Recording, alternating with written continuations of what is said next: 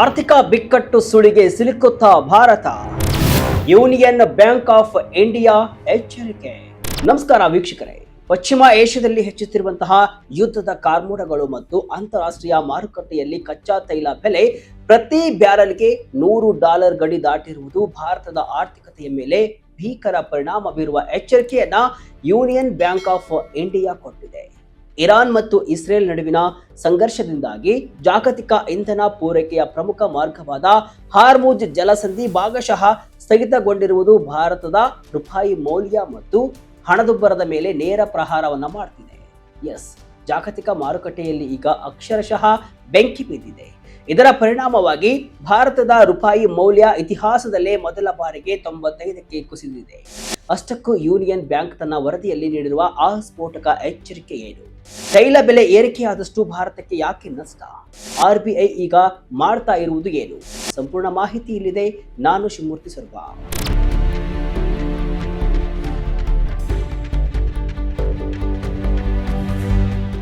ವೀಕ್ಷಕರೇ, union bank of India ಇತ್ತೀಚೆಗೆ ಹಾರ್ಮುಜ್ನಿಂದ ರೂಪಾಯಿಯವರೆಗೆ ಯುದ್ಧ, ತೈಲ ಮತ್ತು ರಿಸ್ಕ್ನ ಮರು ಮೌಲ್ಯಮಾಪನ ಎಂಬ ಹೆಸರಿನಲ್ಲಿ ಒಂದು ಆತಂಕಕಾರಿ ವರದಿಯನ್ನ ಬಿಡುಗಡೆ ಮಾಡಿದೆ.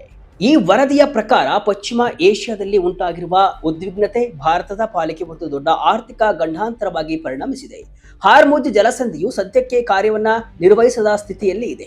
ಅಂದ್ರೆ ಅಲ್ಲಿಂದ ತೈಲ ಹಡಗುಗಳು ಬರುವುದು ನಿಂತು ಹೋಗಿದೆ. ಇದರಿಂದಾಗಿ ಬ್ರೆಂಟ್ ಕಚ್ಚಾ ತೈಲದ ಬೆಲೆ ಪ್ರತಿ ಬ್ಯಾರಲ್ಗೆ $100 ದಾಟಿ ಮುನ್ನುಗ್ತಾ ಇದೆ.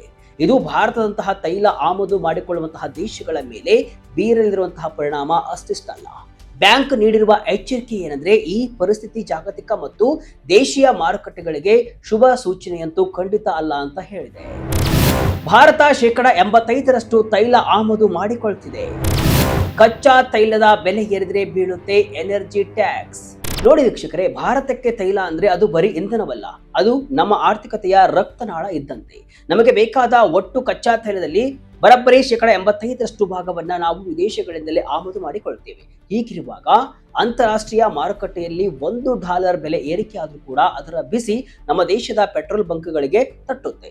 ಈಗ ಇರಾನ್ ಮತ್ತು ಇಸ್ರೇಲ್ ಸಂಘರ್ಷದಿಂದಾಗಿ ಹಾರ್ಮುಜ್ ಜಲಸಂಧಿಯಲ್ಲಿ ತೈಲ ಹರಿವು ಸ್ಥಗಿತಗೊಂಡಿದೆ. ಇದು ಭಾರತದ ಆರ್ಥಿಕತೆಯ ಮೇಲೆ ಒಂದು ಎನರ್ಜಿ ಟ್ಯಾಕ್ಸ್ ಅಂದ್ರೆ ಇಂಧನ ತೆರಿಗೆಯಂತೆ ಪರಿಣಮಿಸಿದೆ. ಅಂದ್ರೆ ಸರ್ಕಾರ ಹಾಕುವಂತಹ ತೆರಿಗೆಗಿಂತ ಹೆಚ್ಚಾಗಿ ಜಾಗತಿಕ ಮಾರುಕಟ್ಟೆಯ ಈ ಪರಿಸ್ಥಿತಿಯೇ ನಮ್ಮ ಹಣವನ್ನ ಲೂಟಿ ಮಾಡ್ತಾ ಇದೆ. ಈ ಇಂಧನ ತೆರಿಗೆಯಿಂದಾಗಿ ದೇಶದಲ್ಲಿ ಹಣದುಬ್ಬರ ಹೆಚ್ಚಾಗುತ್ತೆ. ಇದರಿಂದ ನೀವು ದಿನನಿತ್ಯ ಬಳಸುವಂತಹ ಹಾಲು, ತರಕಾರಿ ಮತ್ತು ದಿನಸಿ ಪದಾರ್ಥಗಳ ಬೆಲೆಯೂ ಕೂಡ ಏರಿಕೆಯಾಗುತ್ತೆ. ಈಗಾಗಲೇ ದಿನನಿತ್ಯ ಬಳಸುವಂತಹ ವಸ್ತುಗಳು, ಎಲೆಕ್ಟ್ರಿಕಲ್ ವಸ್ತುಗಳು, ಹೋಟೆಲ್ ತಿಂಡಿ ಊಟ ಕೂಡ ಜಾಸ್ತಿ ಆಗಿದೆ. ಇನ್ನಷ್ಟು ದುಬಾರಿ ಆಗುವ ಸಾಧ್ಯತೆ ಇದೆ. 95ಕ್ಕೆ ಕುಸಿದ ರೂಪಾಯಿ ಮೌಲ್ಯ, ಭಾರಿ ಆತಂಕ. CAD ಅಂದ್ರೆ ಏನ್ ಗೊತ್ತಾ? ಈ ತೈಲದ ಬೆಲೆ ಏರಿಕೆಯ ಬೆನ್ನಲ್ಲೇ ಭಾರತದ ರೂಪಾಯಿ ಮೌಲ್ಯ ಕೂಡ ಅಮೆರಿಕ ಡಾಲರ್ ಎದುರು ಅಕ್ಷರಶಃ ನೆಲಕಚ್ಚಿದೆ.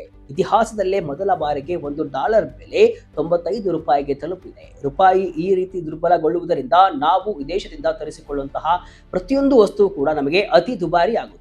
ಅಷ್ಟೇ ಅಲ್ಲ, ಭಾರತದ ಕರೆಂಟ್ ಅಕೌಂಟ್ ಡೆಪಾಸಿಟಿ ಅಂದ್ರೆ CAD ಚಾಲ್ತಿ ಖಾತೆ ಕೊರತೆ ಕೂಡ ವಿಪರೀತ ಹೆಚ್ಚಾಗುತ್ತೆ. ಇದರ ಸರಳ ಅರ್ಥವೇನೆಂದ್ರೆ, ನಾವು ರಫ್ತು ಮಾಡಿ ಗಳಿಸುವ ಹಣಕ್ಕಿಂತ ಆಮದು ಮಾಡಿಕೊಳ್ಳಲು ಖರ್ಚು ಮಾಡುವ ಹಣವೇ ಜಾಸ್ತಿ ಆಗುತ್ತೆ. ಯಾವಾಗ ಈ ಕೊರತೆ ಹೆಚ್ಚಾಗುತ್ತೋ ಆಗ ದೇಶದ ಆರ್ಥಿಕ ಪರಿಸ್ಥಿತಿ ಹದಗೆಡುತ್ತೆ. ಇದೇ ಕಾರಣಕ್ಕೆ ಶೇರ್ ಮಾರ್ಕೆಟ್ನಲ್ಲಿ ಹೂಡಿಕೆದಾರರು ತಮ್ಮ ಹಣವನ್ನ ವಾಪಸ್ ಪಡಿತಾ ಇದ್ದಾರೆ. ಇದರಿಂದಾಗಿ ದೇಶದ ಇಕ್ವಿಟಿ ಮಾರ್ಕೆಟ್ ಅಥವಾ ಷೇರು ಮಾರ್ಕೆಟ್ ಕೂಡ ಪಾತಾಳಕ್ಕೆ ಕುಸಿತಾ ಇದೆ.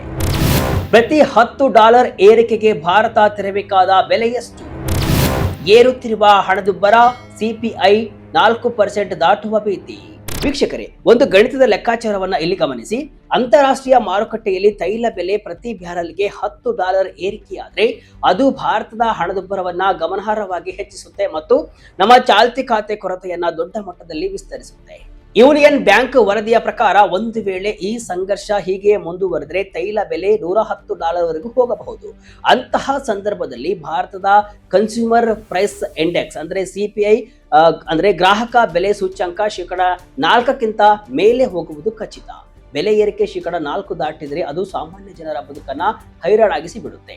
ನಾವು ಗಳಿಸುವ ಸಂಬಳ ಕೇವಲ ಊಟ ಮತ್ತು ಪೆಟ್ರೋಲ್ಗೆ ಸಾಕಾಗುವಂತಹ ಸ್ಥಿತಿ ನಿರ್ಮಾಣವಾಗಬಹುದು ಅಂತ ಹೇಳಲಾಗಿದೆ. ಮಾರ್ಚ್ 2026ರ ವಾಣಿಜ್ಯ ವ್ಯಾಪಾರ ಕೊರತೆ. ಚಿನ್ನ, ಇಂಧನ ಆಮದು ಇಳಿಕೆಯಿಂದ ಸಣ್ಣ ರಿಲೀಫ್. ಇಷ್ಟೆಲ್ಲ ಕರಾಳ ಸುದ್ದಿಗಳ ನಡುವೆ ಒಂದು ಸಣ್ಣ ಆಶಾದಾಯಕ ವಿಷಯವನ್ನು ಕೂಡ ಬ್ಯಾಂಕ್ ವರದಿ ಮಾಡಿದೆ. 2026ರ ಮಾರ್ಚ್ ತಿಂಗಳಲ್ಲಿ ಭಾರತದ ವಾಣಿಜ್ಯ ವ್ಯಾಪಾರ ಕೊರತೆಯು $20.7 ಬಿಲಿಯನ್ ಗೆ ಇಳಿಕೆಯಾಗಿದೆ. ಅಂದರೆ ಈ ಸಮಯದಲ್ಲಿ ಚಿನ್ನ ಮತ್ತು ಕೆಲವು ಇಂಧನಗಳ ಆಮದು ಪ್ರಮಾಣ ಸ್ವಲ್ಪ ಕಡಿಮೆಯಾಗಿತ್ತು.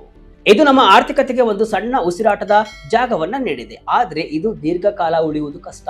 ಯಾಕಂದ್ರೆ ಈಗ ಹಾರ್ಮುಜ್ ಜಲಸಂಧಿಯಲ್ಲಿನ ಬಿಕ್ಕಟ್ಟು ದಿನದಿಂದ ದಿನಕ್ಕೆ ಗಂಭೀರವಾಗ್ತಾ ಇದೆ. ನಾವು ಎಷ್ಟೇ ಉಳಿತಾಯ ಮಾಡಲು ಪ್ರಯತ್ನಿಸಿದ್ರು ಕೂಡ ತೈಲದ ಅವಶ್ಯಕತೆ ನಮಗೆ ಇದ್ದೇ ಇದೆ. ಹೀಗಾಗಿ ಆಮದು ಬಿಲ್ ಮತ್ತೆ ಏರುವುದು ಖಂಡಿತ. ಮುಂದಿನ ದಿನಗಳಲ್ಲಿ ರೂಪಾಯಿ ಗತಿ ಏನು? ಅಮೆರಿಕ ಡಾಲರ್ ಎದುರು ಭಾರತೀಯ ಕರೆನ್ಸಿಯ ಅಗ್ನಿ ಪರೀಕ್ಷೆ. ಮುಂದಿನ ಭವಿಷ್ಯದ ಬಗ್ಗೆ ಮಾತನಾಡುವುದಾದರೆ ಭಾರತದ ರೂಪಾಯಿ ಮೌಲ್ಯ ಸದ್ಯಕ್ಕೆ ಸ್ಥಿರವಾಗುವ ಲಕ್ಷಣಗಳು ಕಾಣಿಸ್ತಾ ಇಲ್ಲ. ಒಂದು ಕಡೆ ಅಮೆರಿಕ ಡಾಲರ್ ಜಾಗತಿಕವಾಗಿ ಅತಿ ಹೆಚ್ಚು ಬಲಿಷ್ಠವಾಗ್ತಾ ಇದೆ. ಇನ್ನೊಂದು ಕಡೆ ದೇಶದಿಂದ ವಿದೇಶಿ ಹೂಡಿಕೆದಾರರು ತಮ್ಮ ಹಣವನ್ನ ಹಿಂಪಡಿತಾ ಇದ್ದಾರೆ. ಇದರ ಜೊತೆಗೆ ತೈಲ ಬೆಲೆಯ ಏರಿಕೆ ರೂಪಾಯಿಯನ್ನ ಮತ್ತಷ್ಟು ಕೆಳಕ್ಕೆ ತಳ್ಳುತ್ತಾ ಇದೆ. ರೂಪಾಯಿ ಮೌಲ್ಯ ಇನ್ನು ಕೆಲವು ತಿಂಗಳುಗಳ ಕಾಲ 94ರಿಂದ 95ರ ಆಸುಪಾಸಿನಲ್ಲೇ ಇರಲಿದೆ ಎಂಬುದು ತಜ್ಞರ ಅಭಿಪ್ರಾಯ. ಭಾರತದ ಆರ್ಥಿಕತೆಯ ಭವಿಷ್ಯ ಈಗ ಸಂಪೂರ್ಣವಾಗಿ ಪಶ್ಚಿಮ ಏಷ್ಯಾದ ಯುದ್ಧದ ಮೇಲೆ ನಿಂತಿದೆ. ಒಂದು ವೇಳೆ ಅಲ್ಲಿ ಶಾಂತಿ ನೆಲೆಸಿದರೆ ಮಾತ್ರ ದೇಶಕ್ಕೆ ಮುಕ್ತಿ, ಇಲ್ಲದಿದ್ದರೆ ದೇಶ ದೊಡ್ಡ ಆರ್ಥಿಕ ಸುನಾಮಿಗೆ ಸಿದ್ಧರಾಗಬೇಕಾಗಿದೆ ಅಂತ ತಜ್ಞರು ಎಚ್ಚರಿಸಿದ್ದಾರೆ. RBIನಿಂದ ಮಾರುಕಟ್ಟೆ ಸ್ಥಿರತೆಗೆ ಮಾಸ್ಟರ್ ಪ್ಲಾನ್.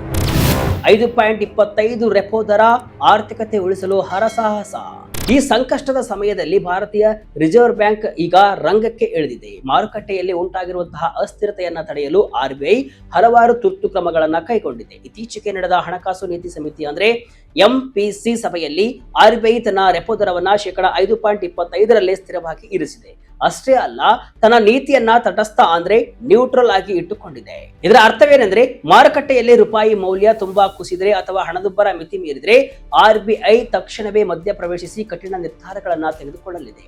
ವಿದೇಶಿ ವಿನಿಮಯ ಮಾರುಕಟ್ಟೆಯಲ್ಲಿ ಹಸ್ತಕ್ಷೇಪ ಮಾಡುವ ಮೂಲಕ ರೂಪಾಯಿ ಮೌಲ್ಯ ಮತ್ತಷ್ಟು ಕುಸಿಯದಂತೆ ನೋಡಿಕೊಳ್ಳಲು RBI ಶತ ಪ್ರಯತ್ನ ಮಾಡ್ತಾ ಇದೆ. ಆದರೆ ಜಾಗತಿಕ ರಾಜಕೀಯದ ಅನಿಶ್ಚಿತತೆ RBIಗೆ ದೊಡ್ಡ ಸವಾಲಾಗಿ ಪರಿಣಮಿಸಿದೆ. ಒಟ್ಟಾರೆಯಾಗಿ ಜಾಗತಿಕ ರಾಜಕೀಯದ ಈ ದಳ್ಳುರಿ ಕೇವಲ ದೂರದ ದೇಶಗಳ ನಡುವಿನ ಯುದ್ಧವಲ್ಲ, ಇದು ಪ್ರತಿಯೊಬ್ಬ ಭಾರತೀಯನ ಜೀವಿನ ಮೇಲಾಗುತ್ತಿರುವಂತಹ ನೇರ ಪ್ರಹಾರವಾಗಿದೆ.